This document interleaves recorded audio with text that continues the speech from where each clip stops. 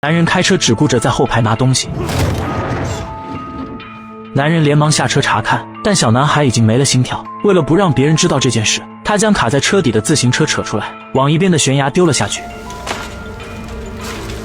接着便是将小男孩也一并丢下去。车里的儿子卢卡斯被吓得不敢出声，一来被撞的是他最好的玩伴，二来父亲经常打他，只是父亲一个眼神，他都能想到如果把事情说出来的后果会怎样，所以只能不吭声，默默地流泪。回去的路上，被撞男孩的父亲老白拦住车子，问父子俩是否看到他的儿子。男人故作镇定地说没看见。然而车子离开时，卢卡斯满脸的泪水，却让老白产生了一丝怀疑。转眼20年过去，卢卡斯为了摆脱父亲早早离开了大山，但梦里还会常常看见凶残的父亲以及死不瞑目的玩伴。直至这天，他接到通知，老家的房子发生火灾，父母不幸遇难，他不得不回老家给父母送殡。陪伴他的还有女友和朋友黄毛。而就在他们准备离开时，老白推着轮椅过来，说消防员在火场找到了一个盒子，暂放到了他家里，邀请他们到家喝杯茶，顺便拿走盒子。老白家门口弄了根麻绳方便出入，家里还装有单杠锻炼身体，让人看了有种他虽然行动不便但十分坚强的感觉。却殊不知这统统都是障眼法，实际背后隐藏了一个筹备许久的复仇计划。趁着三人不注意，老白对他们的车子动了手脚。当他们发现车子无法启动时，老白又装作好心说朋友是修车工，明天让他来帮忙吧，要不你们就暂且在这住一晚。可千算万算，算漏了朋友黄毛原来懂修车。没一会，黄毛便拿着散热管走进来，问老白是否有可替代的软管。没办法，老白只好将黄毛带到工作间，假意说要给他找一条软管，实际却是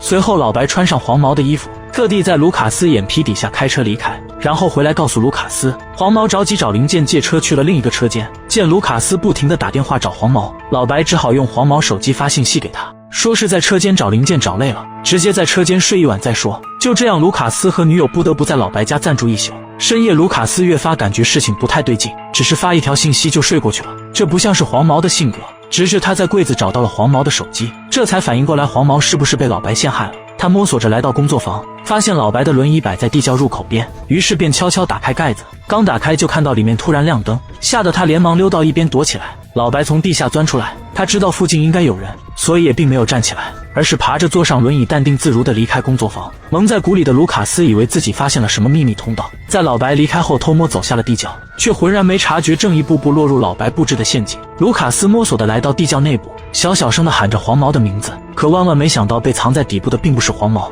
而是一台极其怪异的巨大机械，以及他的父母亲。原来当年老白早就留意到卢卡斯脸上的泪水，他怀疑儿子的死跟卢家父子有关，但一直没找到实际性证据。直至不久前他在运送木材时，一根木头滚落山坡，恰好停在了卢爸车子底下，卡在车底的自行车彩带告诉他，儿子就是被卢爸撞死的。另一边，女友见卢卡斯不在床边，便走下楼去寻找，误打误撞走到了老白的房间，看到了老白精心设计的刑具，而这台刑具正是老白为卢卡斯一家3口准备的。他将3人分别捆绑在墙上，接着将3把大砍刀拉起，让他们紧握牵引大砍刀的绳索。如果卢卡斯松手，大砍刀会落到母亲身上；母亲松手，大砍刀会落到父亲身上。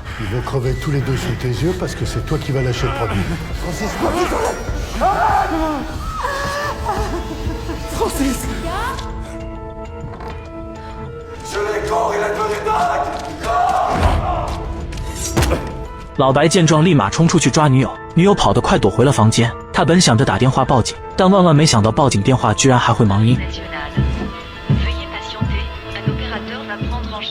还没等到电话接通，老白就杀了过来，掉落的手机还被老白给踩碎了。女友不得已爬窗逃走，却又因没抓稳从2楼摔了下去。片刻后他醒了过来，但为时已晚，老白已经来到了跟前。另一边，3人拼尽全力握紧绳索，可最终母亲还是力竭松了手，一瞬间大砍刀掉落，父亲瞬间被分成了3块。事到如今，卢卡斯也顾不及这么多，连忙叫醒惊慌的母亲，让她松开脚上的锁扣。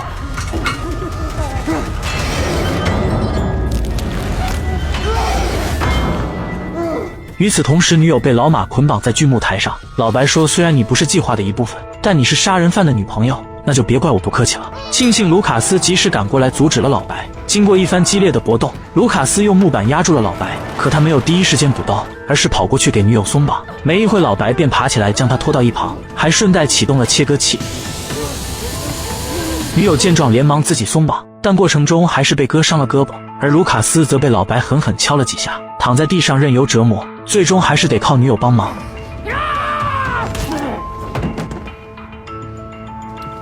两人将老白反绑推进了地窖，接着便是将老母亲解救出来。可由于母亲惊吓过度，爬上去的过程十分缓慢，同时他们也没注意到老白醒了过来。他用小刀切断了手上的绳索，接着快速爬上去，在母亲的小腿划拉了一刀。见状，卢卡斯连忙将母亲拉上来。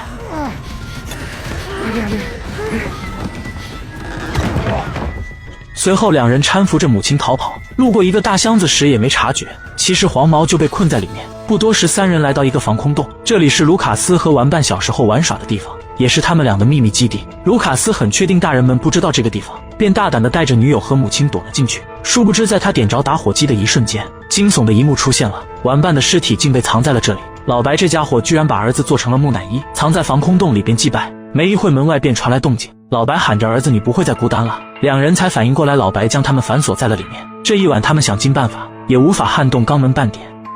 时间很快来到隔天清晨，女友发现肛门被打开了一条缝，见状卢卡斯走出去查看，却万万没想到黄毛被绑在了拉车上，拉车上放着200斤木头，且位处斜坡的最顶端，全靠黄毛的双腿撑住不下滑，一旦体力不支便会连人带车一起冲下山。而就在卢卡斯忙着拯救黄毛时，前来支援的女友被老白偷袭敲晕，被绑在了车子正下方的大树下。卢卡斯一时陷入两难，救兄弟女友就会被车撞死，救女友兄弟就会被车撞死。最终卢卡斯还是选择先救女友，只见他俯冲下山与老白搏斗，两人你来我往搏斗了好几个回合，期间卢卡斯留意到一旁的树枝，找准时机和角度给老白蹬一脚，最终老白被树枝刺穿胸膛而亡，危机并未解除。此时黄毛已经撑不住滚下山坡。